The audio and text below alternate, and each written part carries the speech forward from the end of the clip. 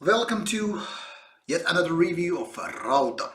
Today we actually have an album which was released already in the fall of 2017. This one is from Sweden, a one-man band or a project called Lustre.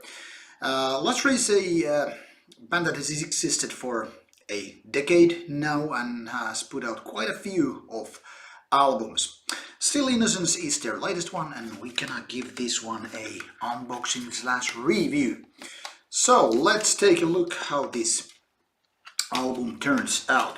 First of all, the CD, which is really plain and kind of annoying.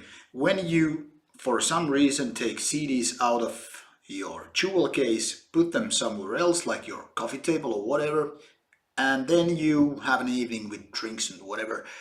And then later on, you are not sure which CD belongs to where because it doesn't read anything. Annoying. Those of you, like me, usually most of the time, who puts the CDs back to the jewel case right on after blood, there's of course a problem, but annoying feature nevertheless. So, underneath jewel case, there's almost plain black and white. Well, I say almost, I quite literally mean it. And on the other side of the jewel case, back leaflet. Oh man, like I said, it's more my fingerprint stains than the actual image. Probably cannot see this all, but there's nice pictures. Well, not so nice. Basically the same idea as here, but less colors and all that stuff. So here's the track list, Nordvis release label there, and that is what there is underneath the jewel case.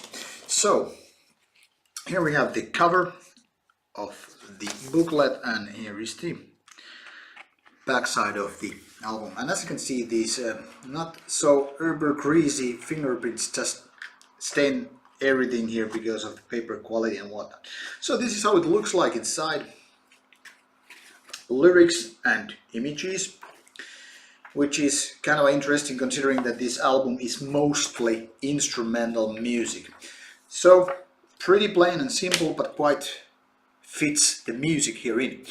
Now, Lustre's music, at least on Still Innocence, is kind of a bedroom black metal, meaning lots of synths. And when I say lots of synths, I really mean it, underlining the very fact.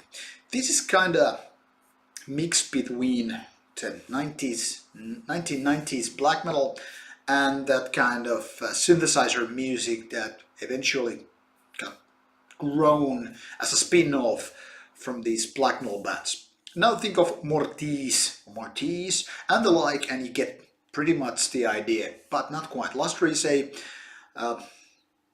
being on its own. It's kind of a different creature.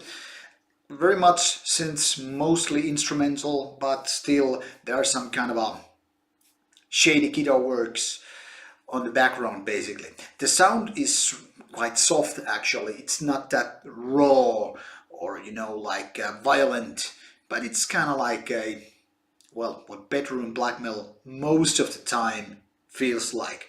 It's not too well produced. It's kind of a soft. It's lacking some sort of harshness, but it manages to do its job.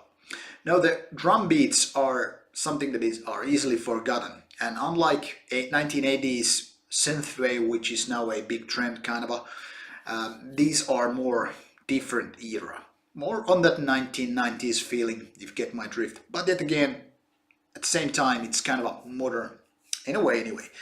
Now this all might sound a little crappy, at least if I had to read all this description on a page, like a distro catalog, and try blindly order some CDs or LPs or whatever.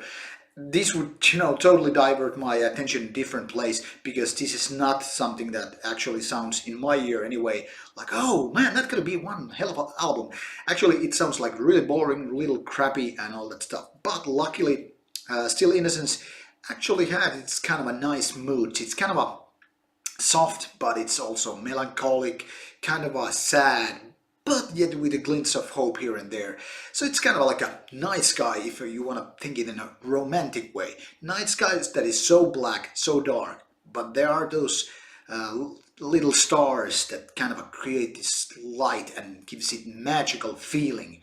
So eventually, not so much musical, genius here, but then again, kind of like a painting that has some enchanting feeling that kind of makes you just want to stare at it. And that is what happens on this album. It's not something great as it is, but there's still some nice moments and kind of a nice feeling. Something more of a background music rather than an album filled with songs that are just, filled with great riffs, cool production, excellent vocals and all that stuff. So in my books, this is definitely a plus album rather than a negative one. But like I said, it's not great even in its own niche or sub-genre. But anyway, take a look if you feel like synth-filled bedroom black metal is something that you might be enjoying. So who knows, maybe this is your album. That's all from me.